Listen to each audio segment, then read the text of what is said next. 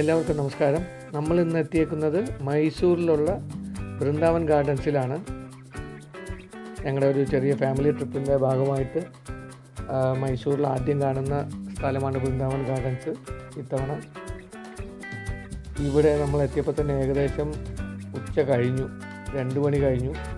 ഇതിൻ്റെ best time എന്ന് പറയുന്നത് ഒരു 4:30-5 മണിയോട് അടുപ്പിച്ച് നിങ്ങളിവിടെ എത്തുകയാണെങ്കിൽ വൃന്ദാവൻ ഗാർഡൻസിനകത്ത് ചുറ്റി കണ്ടതിന് ശേഷം 6:30-7 മണിക്കുള്ള മ്യൂസിക്കൽ ഫൗണ്ടനും നിങ്ങൾക്ക് കാണാൻ പറ്റും. ഞങ്ങൾ സജസ്റ്റ് ചെയ്യുന്നത് ആ ടൈമാണ്. ഈ കാണുന്നത് കൃഷ്ണരാജ സാഗർ ഡാമാണ്. അതിനോട് ചേർന്നാണ് ഈ വൃന്ദാവൻ ഗാർഡൻസ് സ്ഥിതി ചെയ്യുന്നത്. ഏകദേശം ഇത് രണ്ടും കൂടി ഏകദേശം ഒരു 60 ഏക്കറോളം സ്ഥലത്താണ് ഇത് രണ്ടും സ്ഥിതി ചെയ്യുന്നത്. ഈ വെള്ളം കുറവായത് കാരണം നമുക്ക് അങ്ങോട്ടേക്ക് അധികം എൻട്രി ഇല്ലായിരുന്നു. ഡാമിലേക്കുള്ള എൻട്രി റെസ്ട്രിക്റ്റ് ചെയ്തിരിക്കുകയായിരുന്നു. പക്ഷേ ഇവിടെ ബോട്ടിങ്ങിനൊക്കെ ഉള്ള സൗകര്യം ഏർപ്പെടുത്തിയിട്ടുണ്ടായിരുന്നു, അപ്പോഴും ഉണ്ടായിരുന്നു. പിന്നെ കഷ്ടകാലം എന്ന് പറയാനായിട്ട് നമ്മുടെ ഒരു അൺഫോർച്ചുനേറ്റ് എന്ന് പറയാനായിട്ട് ഈ വെള്ളത്തിൻ്റെ കുറവ് കാരണം ഈ വാട്ടർ ഫൗണ്ടൻ ഏകദേശം ഫ്രണ്ട് ഏരിയയിൽ മാത്രമേ ഉണ്ടായിരുന്നുള്ളൂ. അകത്തൊന്നും ഈ വാട്ടർ ഫൗണ്ടൻ വർക്ക് ചെയ്യുന്നില്ലായിരുന്നു. കൂടാതെ അവർ ഇതിൻ്റെ മെയിൻ്റനൻസിനായിട്ട് ഇതെല്ലാം അടച്ചിട്ടിരിക്കുകയായിരുന്നു. അത് കാരണം കൂടുതൽ കാര്യങ്ങളൊന്നും അകത്ത് കാണാൻ പറ്റിയില്ല. ഫ്രണ്ട് പോർഷനിൽ കാണുന്ന ഉദ്യാനവും അതിൻ്റെ ബാക്കി ഭാഗങ്ങൾ മാത്രമേ നമുക്ക് കാണാൻ പറ്റുള്ളൂ. അങ്ങനെ ഒരു ദൗർഭാഗ്യകരമായ സംഭവം ആയിപ്പോയി ഇത്തവണത്തെ ഈ വൃന്ദാവൻ ഗാർഡൻ ട്രിപ്പ്. കാവേരി നദിയോട് ചേർന്നാണ് ഈ ഡാമും അതിനോടനുബന്ധിച്ചുള്ള ഈ വൃന്ദാവൻ ഗാർഡൻ സ്ഥിതി ചെയ്യുന്നത്. ഏകദേശം 1932 ഇത് പണി കഴിപ്പിച്ചതെന്നാണ് പറയപ്പെടുന്നത്. ഒരു വർഷം ഈ ഏകദേശം 2 ലക്ഷത്തോളം ആളുകൾ ഈ ഡാം കാണാൻ വരുന്നുണ്ട് എന്നാണ് കണക്ക്.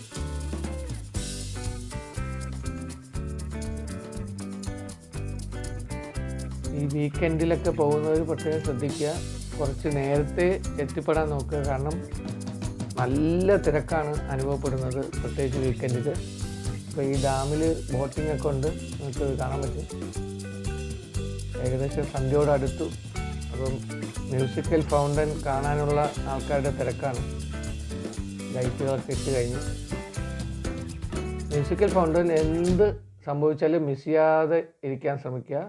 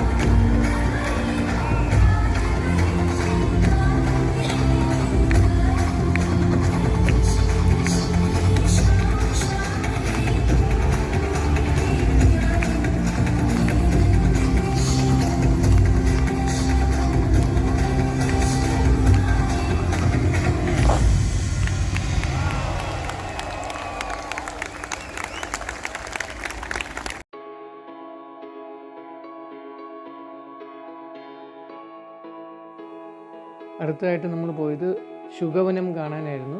450ഓളം സ്പീഷീസുള്ള ഒരു വലിയൊരു ബേഡ്സ് പാർക്കായിരുന്നു. പക്ഷേ അൺഫോർച്ചുനേറ്റ്ലി അതും ഞങ്ങൾക്ക് കാണാൻ പറ്റിയില്ല. കാരണം കോവിഡ് കേസ് ഒന്ന് രണ്ടെണ്ണം അവിടെ ഡിറ്റക്റ്റ് ചെയ്ത് കാരണം അത് അടച്ചിട്ടിരിക്കുകയായിരുന്നു. അതുകൊണ്ട് ഞങ്ങൾ നേരെ മൈസൂർ പാലസ് കാണാനായിട്ട് എത്തി. 10 മണിക്കാണ് പാലസ് എൻട്രി തുടങ്ങുന്നത്. മൈസൂർ പാലസിലേക്കുള്ള എൻട്രി ഫീ വരുന്നത് 40 രൂപയാണ് അഡൽസിന്, 20 രൂപ കുട്ടികൾക്ക്. 5 വയസ്സിന് താഴെ ഉള്ളവർക്ക് ഫ്രീ ആണ്. സ്റ്റുഡൻസിന് 10 രൂപയേ ഉള്ളൂ. അതിന് പ്രത്യേകം സ്കൂളിൻ്റെ പ്രിൻസിപ്പലിൻ്റെ ലെറ്ററും കാര്യങ്ങളൊക്കെ എക്സ്ട്രാ നമ്മൾ പ്രൊഡ്യൂസ് ചെയ്യേണ്ടി വരും. അതിനുള്ളിൽ നമുക്ക് ബാറ്ററി കാർ അവൈലബിൾ ആണ്. അത് 50 രൂപയേ ഉള്ളൂ. അത് കൊടുക്കാമെങ്കിൽ ഈ പാലസിന് ചുറ്റും ഒരു റൗണ്ട് നമുക്ക് വെക്കാൻ പറ്റും. പക്ഷേ ഉള്ളിൽ കയറണമെങ്കിൽ നമുക്ക് എന്തായാലും അകത്ത് പോയി കാണുകയേ നിവൃത്തിയുള്ളൂ. പുറത്തുള്ള കാഴ്ചകൾ കാണാനായിട്ട് നമുക്ക് കാർ യൂസ് ചെയ്യാവുന്നതാണ്. ഇവിടെയും ഉദ്യാനത്തിലേക്കുള്ള എൻട്രി റെസ്ട്രിക്റ്റഡ് ആയിരുന്നു. നമുക്ക് ദൂരെ നിന്ന് മാത്രമേ നമുക്ക് ഫോട്ടോ എടുക്കാനൊക്കെ പറ്റുമായിരുന്നുള്ളൂ. അകത്തേക്ക് കടത്തി വിടുന്നില്ലായിരുന്നു. മേ ബി മെയിൻ്റനൻസ് കാരണം കൊണ്ടായിരിക്കാം. ഇത് ഒരിക്കലും മിസ് ചെയ്യാൻ പാടില്ലാത്ത ഒരു സ്ഥലമാണ്. മൈസൂർ പാലസ് എന്തായാലും നമ്മൾ കണ്ടിരിക്കേണ്ട സ്ഥലം തന്നെയാണ്.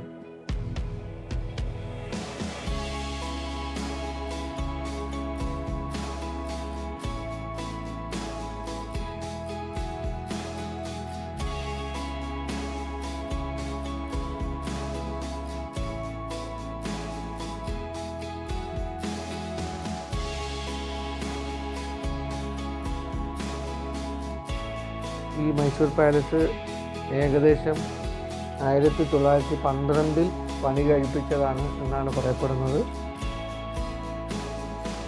ഇതും ഇന്ത്യയിൽ തന്നെ one of the best tourist attraction ഉള്ള പ്ലേസിലൊന്നാണ്. വാഡിയാർ ഡൈനാസ്റ്റി അവരുടെ ഔദ്യോഗിക വസതിയായിട്ടാണ് ഇത് അറിയപ്പെടുന്നത്. ഇവിടെയും 6:30-7 മണി ആകുമ്പോൾ musical fountain with light and sound show അതുണ്ട്. അതിന് പ്രത്യേക എൻട്രിയാണ്, ഫീസുമാണ്. അത് 7 മണിക്ക് ശേഷം പ്രത്യേകം നമ്മൾ വരേണ്ടി വരും. അല്ലെങ്കിൽ ആ സമയത്ത് എൻട്രി നടത്തി മ്യൂസിക്കൽ ഫൗണ്ടൻ കഴിഞ്ഞിട്ട് നമുക്ക് തിരിച്ചു പോരാം.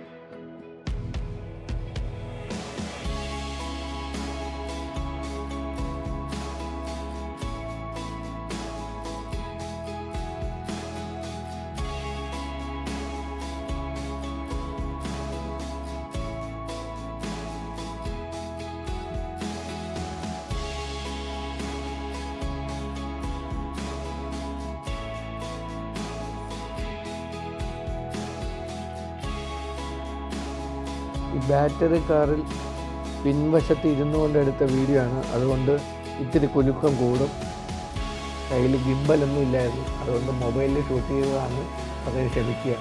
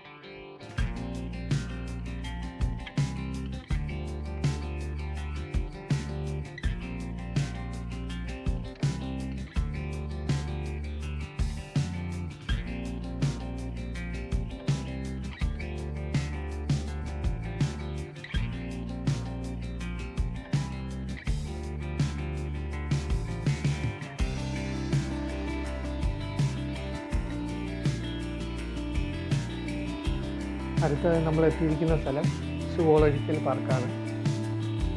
അണ്ടർഗ്രൗണ്ടിലൂടെ സുവോളജിക്കൽ പാർക്കിനുള്ളിലേക്ക് കടക്കുന്ന ദൃശ്യങ്ങളാണ് നിങ്ങൾ കാണുന്നത്.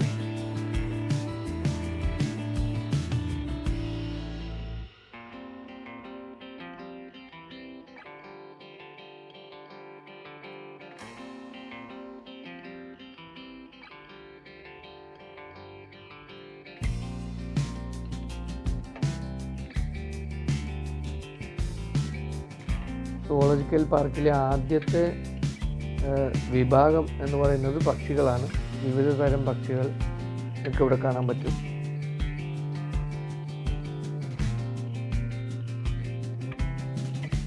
എല്ലാത്തരം പക്ഷികളുടെയും മൃഗങ്ങളുടെയും ഒക്കെ പേരുകൾ അതാത് കൂടിൻ്റെ മുമ്പിൽ കൃത്യമായിട്ട് എഴുതിയിട്ടുണ്ട്. അത് വായിച്ച് മനസ്സിലാക്കാൻ ശ്രമിക്കുക.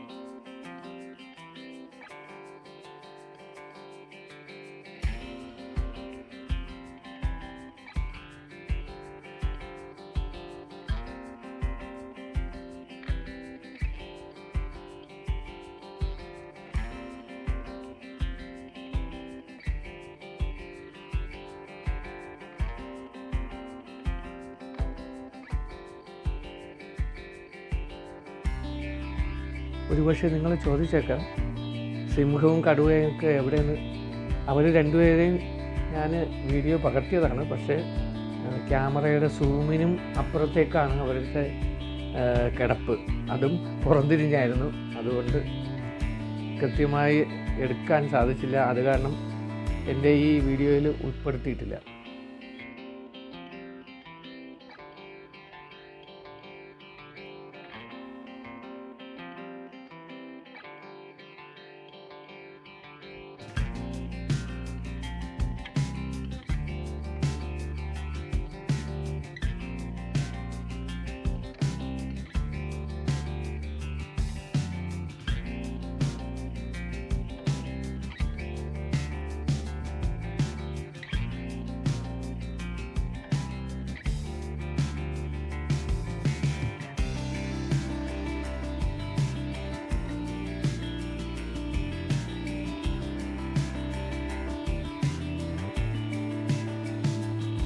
ഈ വീഡിയോ സൂലല്ല കേട്ടോ, ഇതൊരു ഹോട്ടലിൽ കഴിക്കാൻ പോയപ്പോൾ അവിടുത്തെ ഫിഷ് ടാങ്കിൽ കഴിക്കുന്നത് കണ്ടിട്ട് എടുത്തതാണ്. ഇതിൻ്റെ ഈ ഫിഷ് കണ്ടോ, ഇത് ആ ഫിഷ് ടാങ്കിൽ മേളിലുള്ള ഗ്യാപ്പിനിടയിലൂടി ഇതിങ്ങനെ തല പൊന്തിച്ച് നോക്കുകയാണ്. ഇതിൻ്റെ ഉദ്ദേശം എന്താണെന്ന് മനസ്സിലാവുന്നില്ല. ഇത് പുറത്തേക്ക് ചാടാനാണോ അതോ പുറത്തെ കാഴ്ചകൾ വെള്ളത്തിന് അടിയിലൂടെ അല്ലാതെ നോക്കുന്നതാണോ എന്ന് മനസ്സിലാവുന്നില്ല. അതൊരു കൗതുകം തോന്നി എടുത്തതാണെന്നേ ഉള്ളൂ കേട്ടോ. രസമുണ്ടായിരുന്നു അത് കാണാനായിട്ട്. അത് ഇടയ്ക്കിടയ്ക്ക് ആ അറ്റത്ത് വന്നിട്ട് അത് ആ വെള്ളമില്ലാത്ത ഭാഗത്ത് നോക്കി അത് നോക്കുകയാണ് കണ്ടോ. രസമുണ്ടത്, പുറത്തേക്ക് ചാടാൻ നോക്കുന്നത് പോലെ ഉണ്ട്, അതുകൊണ്ട് എടുത്തതാണ്.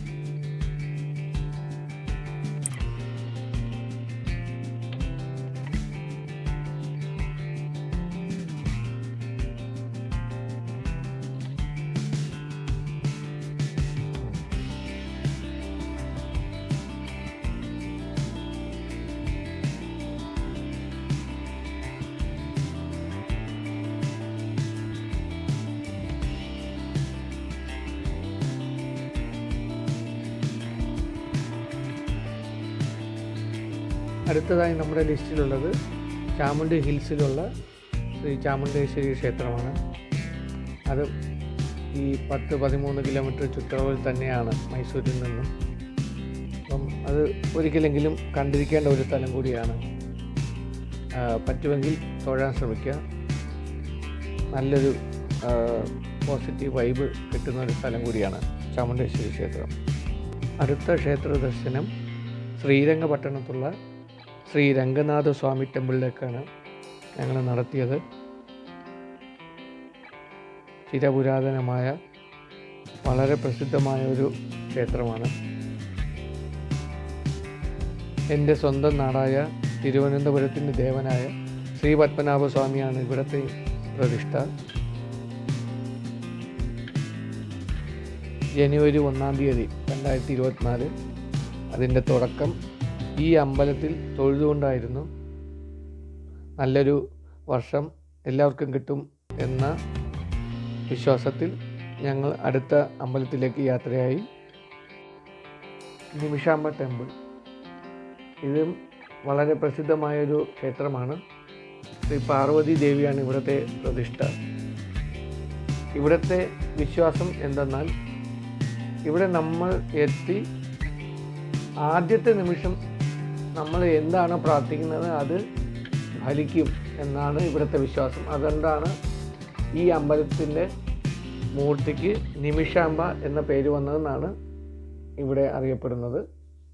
ഇത് കാവേരി നദിയുടെ തീരത്താണ് ഈ അമ്പലം സ്ഥിതി ചെയ്യുന്നത്.